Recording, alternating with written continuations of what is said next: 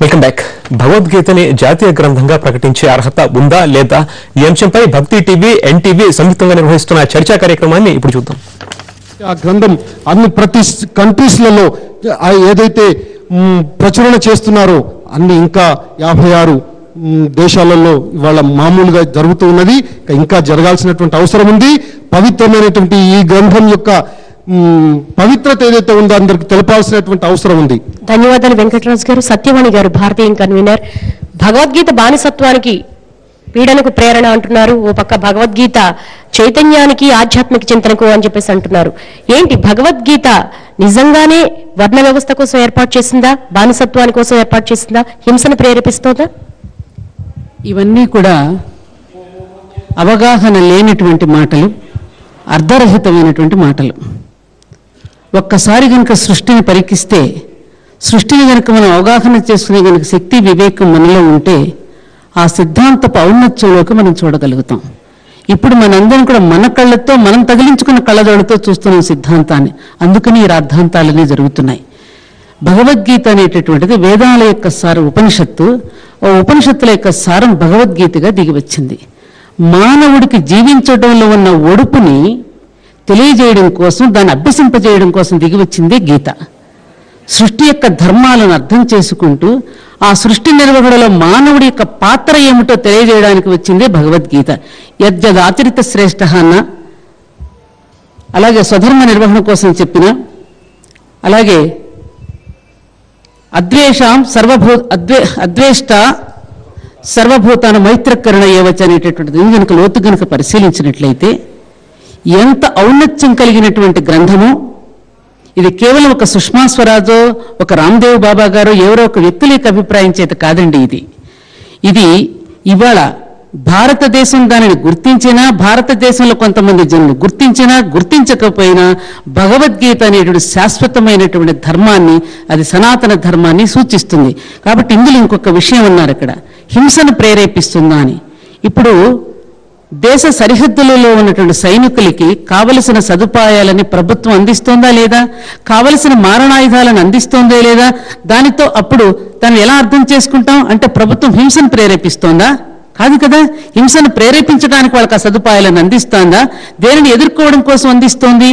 కాబట్టి అక్కడ శ్రీకృష్ణుడు అర్జునుడితో చెప్పినటువంటి సంభాషణను సరైనటువంటి అర్థం చేసుకుంటే, క్లైబ్యం మాస్మ గమపార్థ అనే శ్లోకాన్ని గనక చక్కగా మనం అవగాహన చేసుకుంటే, తన క్షాత్రధర్మాన్ని నిరూపించుకోవడం కోసం మోహాన్ని వేడమని చెప్పినటువంటి దాన్ని మన రకమైనటువంటి దీనితో మనం చూడటం వల్ల దీనికి అపార్థాలు వస్తున్నాయి. ముఖ్యంగా భగవద్గీత అనేటటువంటిది వ్యక్తిత్వ వికాసానికి. ఏ పెద్దవాళ్ళు పిల్లల దగ్గర తప్పు చేసినా కూర్చోబెట్టి చెప్పేది, ఎవరే నోరు మంచిదైతే ఊరు మంచిదవుతుందిరా, పెద్దల మాట చద్దిమూటరా అనే ఈ సామెతలన్నీ ఎక్కడి నుంచి వచ్చాయి?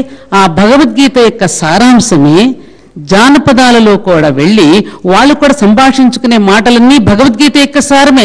వేమన శతక పద్యాలు రానివ్వండి, దాశరథి శతక పద్యాలు, అలాగే కృష్ణ శతకము, తర్వాత అలాగే మన సుమతి శతకం, ఈ పద్యాల యొక్క సారమంతా ఏమిటి? భగవద్గీత సారమే.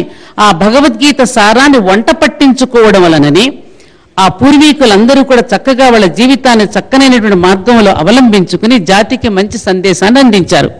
ఈ రోజున భగవద్గీతని ప్రపంచ దేశాలన్నీ కూడా ఆదరిస్తున్నాయి, ప్రపంచ దేశాలని అనుసరించాలని ప్రయత్నం చేస్తున్నాయి.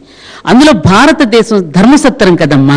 ఈ దేశం అందరికీ చోటిచ్చింది, అందరినీ ఆహ్వానించి అందరినీ తన కడుపులో పెట్టుకుంది. అందుకని మెత్తగా ఉన్న వాళ్ళని ఒత్తబుద్ధి అవుతుందని ఆ భారతీయులనే, హిందువులనే ముఖ్యంగా అందరూ మొట్టికాయలు వేస్తూ ఉంటారు. పాపం పడి ఉంటారు కదా, ఏ మాట అన్నా కూడా సహించేది వాళ్లే కదా. అరే సహించేవాడురా నువ్వే, కాబట్టి నువ్వే సహించాలిరా అని ఇంకా సహించేటట్టుగా చేస్తున్నారు. కాబట్టి అన్నింటినీ సహించమని కూడా చెప్పలేదు. ధర్మానికి విరుద్ధం కాని కామము నాకు ఇష్టమన్నాడు శ్రీకృష్ణుడు. ఈ మాటలు సరిగ్గా అర్థం చేసుకోవాలి. కాబట్టి అక్కడ హింసను ప్రేరేపించడం లేదది, మానవుడి యొక్క ధర్మాన్ని గుర్తు చేస్తోందనే విషయాన్ని మనం ఇక్కడ అర్థం చేసుకోవాలి.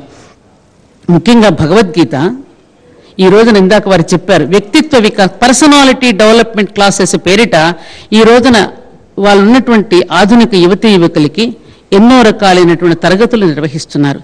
వారు ఎక్కడి నుంచి తీసుకున్నారు దీన్ని? ఈ పర్సనాలిటీ డెవలప్మెంట్ కోసం భగవద్గీత యొక్క సారమే కదా. మనిషి మనిషిగా ఎలా జీవించాలో, మనిషి మనీషిగా ఎలా ఎదగాలో మనకి భగవద్గీత చెప్పింది. అటువంటి భగవద్గీత మీద ఈ భారతదేశంలో ఇందాక మీరు సంకల్పం చెప్పేటప్పుడు చెప్పారే, జంబూ ద్వీపే భరతవర్షే భరతఖండే అనేటువంటి మహాసంకల్పంలోనే ఈ భారతదేశ యొక్క ఔన్నత్యాన్ని గురించి, ఇక్కడ పుట్టినటువంటి నదీ నదాల గురించి, మహానుభావుల గురించి మనకు చక్కగా వస్తుంది.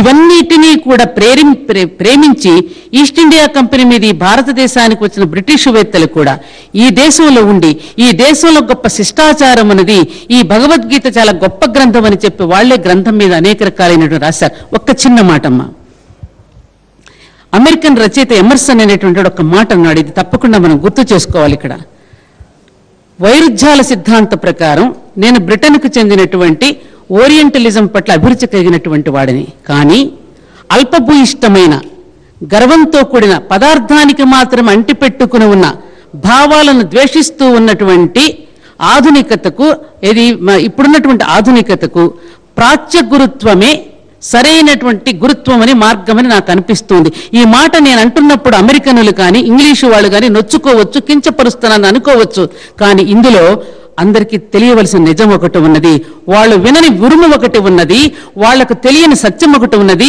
వాళ్ళు చూడని మెరుపు ఒకటి ఉన్నది. అదే మహత్తరమైనటువంటి దేశ కాలాలకు అతీతమైన ఒక మహత్తరమైనటువంటి శక్తి. అందుకనే వారన్ హేస్టింగ్స్ సత్యవాణి గారు ధన్యవాదాలు. మళ్ళీ మాట్లాడదాం, మళ్ళీ మాట్లాడదాం.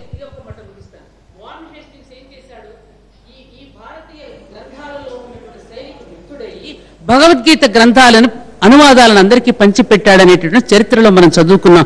ఇందాక వారు అంటున్నారు వాళ్ళన్నీ కూడా చరిత్రలో ఆధారాలు కాదని, ఎంతో మంది మహానుభావులు భగవద్గీత గురించి అద్భుతమైనటువంటి గ్రంథాలు రాశారు. పాశ్చాత్య దేశాల వాళ్ళు కూడా మీరేమంటారు అసలు? అంటే ఇన్ని ఆధారాలు చూపిస్తున్నారు, ఇన్ని ఆధారాలు చూపిస్తున్నప్పటికీ కూడా ఆధారాలు లేవు అంటాం అసలు ఎంతవరకు సబబు? భగవద్గీత స్వధర్మాన్ని పాటించమని చెప్తోందని అంటున్నారు సత్యవాణి గారు. మనది సెక్యులర్ దేశం అండి. సెక్యులర్ అంటే ఇర్రిలీజియస్ అంటే మతరహితం. మతరహితమైనటువంటి ప్రజాస్వామ్య దేశంలో ఒక మత గ్రంథాన్ని మనం ఏ రకంగా మనం గ్రంథంగా పెడతాము? గీత జాతీయ గ్రంథంగా పెడతాము.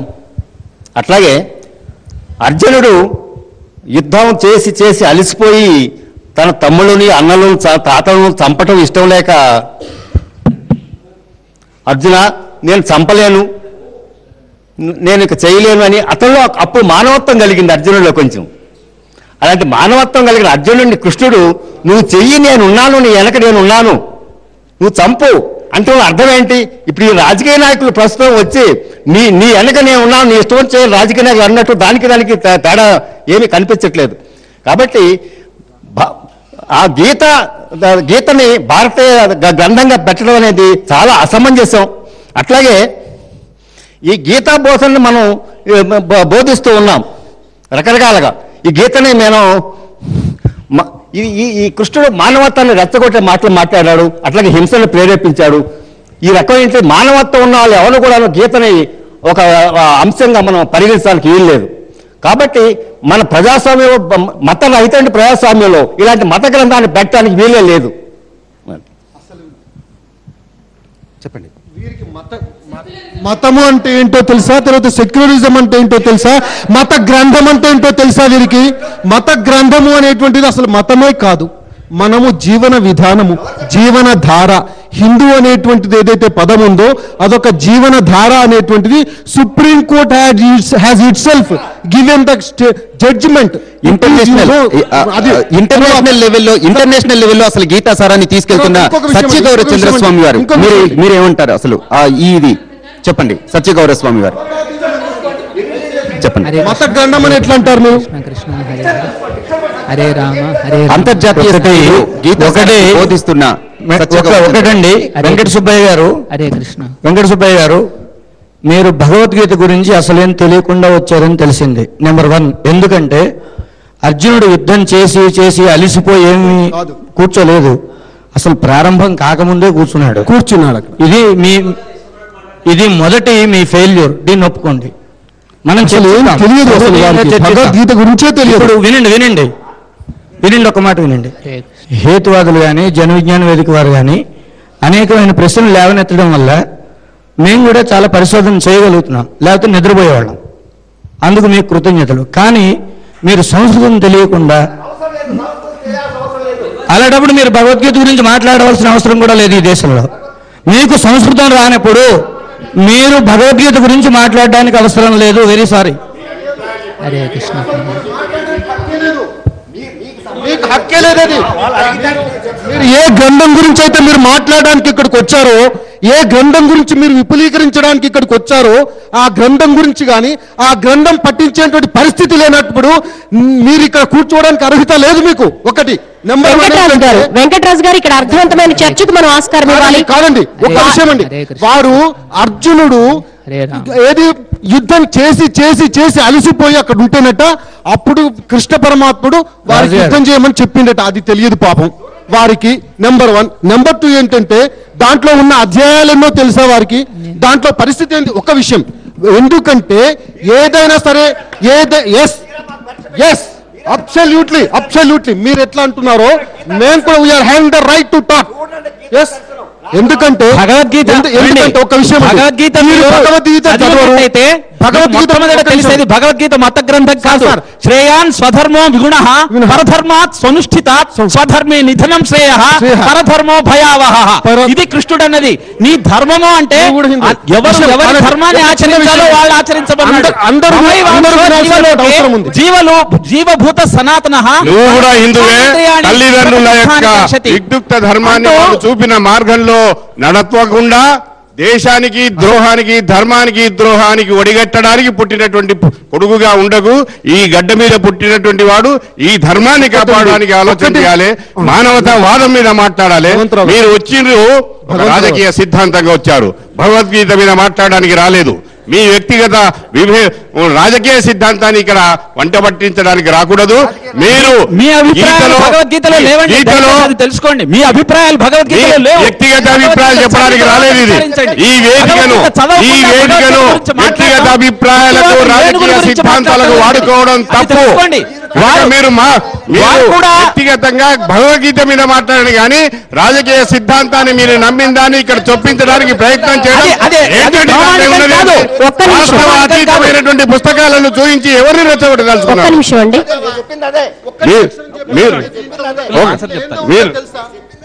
అంతే కదండి. ఏమండి, భగవద్గీతను అర్థం చేసుకోవడానికి కావాల్సినటువంటి కనీసమైనటువంటి గ్రామాటికల్ నాలెడ్జ్ లేనటువంటి వాళ్ళు వీళ్ళు. అసలు ఒక విషయాన్ని అర్థం చేసుకోవడానికి ఏ పద్ధతులు అవలంబించాలో ఆ పద్ధతులను అవలంబించకుండా ఈ గడ్డ మీద పుట్టి ఈ సంస్కృతి వ్యతిరేకంగా మాట్లాడాలి అనేటువంటి తపనతోటి ఆలోచన విధానాలతోటి ఈ సంస్కృతిని దెబ్బతీయడానికి ఈ గడ్డ మీద పుట్టినటువంటి ముళ్ళు లాంటి వాళ్ళు. భగవంతరావు గారు, అంటే తెలియని వాళ్ళకి తెలియజెప్పడానికి ఈ వేదిక అండి. ఒక్క నిమిషం, అదే ప్రయత్నంలో ఉన్నాను. ఒక్క అవకాశం ఇందాక నుంచి అన్ని ప్రశ్నలకు సమాధానం చెప్తాను. వస్తుందండి, అందరికీ అవకాశం. పివి రావు గారు అన్నారు కోరికలు వద్దు భగవద్గీతలో అన్నారు. ఏ శ్లోకంలో అన్నమారో చెప్పనండి. 2వ అధ్యాయం 55వ శ్లోకంలో ప్రజహాతి యదా కామాన్ సర్వాన్ పార్థమనోగతాన్ ఆత్మని ఏవ ఆత్మనా తుష్టః స్థిత ప్రజ్ఞస్తదోచ్యతే. ఏ ప్రశ్నకు సమాధానంగా కృష్ణుడు అది చెప్పాడు. స్థిత ప్రజ్ఞస్య కా భాష సమాధిస్తస్య కేశవ స్థితదీక్యం ప్రభాసేత కిమాసీత వ్రజేత కిం. యుద్ధం వద్దు అంటే అచేతనుడై పడిపోయినటువంటి అర్జునునికి మొట్టమొదట ఆత్మ జ్ఞానాన్ని ప్రబోధించి తర్వాత క్షత్రియ ధర్మాన్ని చెప్పి తర్వాత ఏ విధంగా స్థితప్రజ్ఞుడిలా ఉండాలో చెప్తే అర్జునుడు కూడా అర్థం కాలేదండి. 1వ అధ్యాయంలో 1వ శ్లోకం జాయతీ చేత్ కర్మణస్తే మతా బుద్ధిర్జనాత్మన తత్కిం కర్మణి ఘోరేమాం నియోజయసి కేశవ అంటూ వ్యామిశ్రేణేవ వాక్యేన బుద్ధిర్మోహయసీవమే తదేకం వద నిశ్చిత్య ఏన శ్రేయో మవాప్యాం అంటూ నేను కూడా కన్ఫ్యూజ్డ్ గా ఉన్నాను. ఒకసారి యుద్ధం చేయమంటావు, ఒకసారి వద్దంటావు, ఒకసారి స్థితప్రజ్ఞ లక్షణాలు చెప్తావు, ఏం చేయమంటావు, కోరికలను వదులుకోమంటావా, యుద్ధం చేయమంటావా అంటూ అర్జునుడు అడిగితే చక్కగా కృష్ణుడు చెప్తాడు.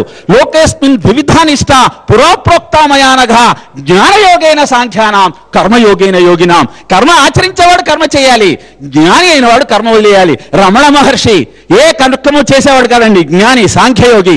మనమంతా ముముక్షువులము, కర్మ చేస్తున్నాం. అది మొదటి ప్రశ్నకు సమాధానం అయితే 2వ ప్రశ్న ఆస్తికత గురించి ఉందా నాస్తికత గురించి ఉందా అర్జునుడు అడిగాడు. 12వ అధ్యాయం 1వ శ్లోకం చక్కగా నన్ను సగుణోపాసన చేయమంటావా నిర్గుణోపాసన చేయమంటావా? మయ్యావేశమనో ఏమా నిత్యయుక్త ఉపాసతే శ్రద్ధయా పాయోపేత తేమేయుక్త తమామతాహ. నాయన సగుణ రూపాన్ని అద్భుతంగా ఆచరించు, కానీ ఏ చేసినా మయ్యావేశమనోయమం, నన్ను ఆశ్రయించి బుద్ధిని పరయోపేత అలా చేయమని చెప్పి తర్వాత ఏత్పక్షరం అనిర్దేశం అవ్యక్తం పర్యుపాసతే సర్వత్ర గమచించంచ కూటస్థమచలం ధ్రువం సంనియమ్యేంద్రియ గ్రామం సర్వత్ర సమబుద్ధయ తే ప్రాప్నువంతి మావేవ సర్వభూత హితే రతః. ఎవరైతే ఇంద్రియములన్నింటినీ నిగ్రహించుకొని సర్వభూతముల పట్ల రతులై వారి యొక్క క్షేమాన్ని కాంక్షిస్తూ వాళ్ళు నిర్గుణోపాసన చేశారు అంటే దానిలో అర్థం ఉంది. అంతేకాదు ఎవరైతే దేహం క్లేశోధిగతరస్తేషాం అవ్యక్తాసక్త చేతసాం అవ్యక్తాహి గతిర్దుఃఖం దేహవద్భిర్వాప్యతే. ఎవరైతే దేహధారి ఉంటాడో వాడు భగవంతుణ్ణి కరచరణాదులతోనే ఊహిస్తాడు. కాబట్టి వాడికి నిర్గుణోపాస కష్టము అంటూ చెప్పాడు.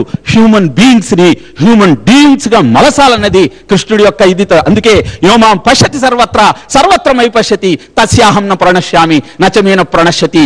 ఎవరైతే అన్ని భూతములలో నన్ను చూస్తారో, నా యందు అన్ని భూతములను చూస్తారో వారు నన్ను ఎప్పుడు చూస్తూ ఉంటారు, నేను వారిని ఎప్పుడూ చూస్తుంటాను అని కృష్ణుడు చెబితే దాంట్లో హింసావాదం ఏముందండి?